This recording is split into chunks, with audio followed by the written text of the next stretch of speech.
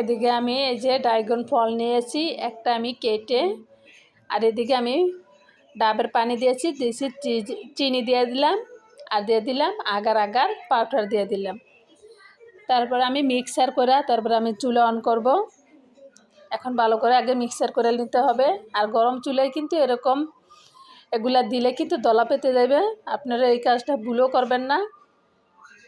এখন এই যে আমি ড্রাগন ফলটা কিন্তু ছোট ছোট করে কেটে নিয়েছি। এখন যে বাটির ভিতরে আমি এটা বসাবো, এই বাটির ভিতরে যেভাবে আমি দিয়ে দিতে আসি। রেসিপি ভিডিওটা যদি ভালো লাগে প্লিজ আপুরা ভাইয়ারা যেখান থেকে দেখেন প্লিজ সবাই লাইক দিবেন, শেয়ার করবেন, কমেন্ট করে জানাবেন, বেশি বেশি করে সাপোর্ট করবেন। আপনাদের মাঝে আরও নতুন নতুন রেসিপি ভিডিওগুলো দিব। আমার আজকের পুডিংটা কেমন লাগছে এটা সবাই কমেন্ট করে জানাবেন। ছোট বড় সবার কিন্তু পছন্দ ড্রাগন ফলের পুডিং। এখন এই যে আমার হয়ে গেছে গা, আর এটা কিন্তু গরম অবস্থায় ডালতে হবে, ঠান্ডা হইলে কিন্তু এটা জবে বেঁধে যাবে। এখন আমি এই যে গরম গরম লেয়ার ঢেলে নিব, যে পাত্রের ভিতরে দিয়েছি এই পাত্রের ভিতরে আমি গরম গরম ঢেলে নিব। এখন একটু ঠান্ডা হইলে তারপরে নর্মাল ফ্রিজে দিয়ে দিব।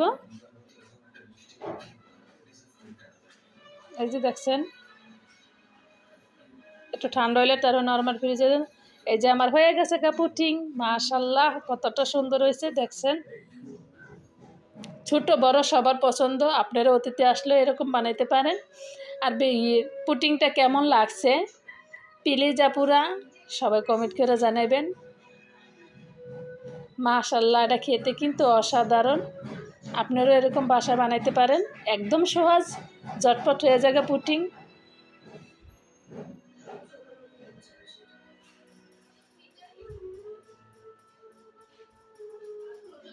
এমন গরমের ভিতরে যদি এরকম ঠান্ডা ঠান্ডা পুডিং খায় কলিজা ঠান্ডা হয়ে যায়গা।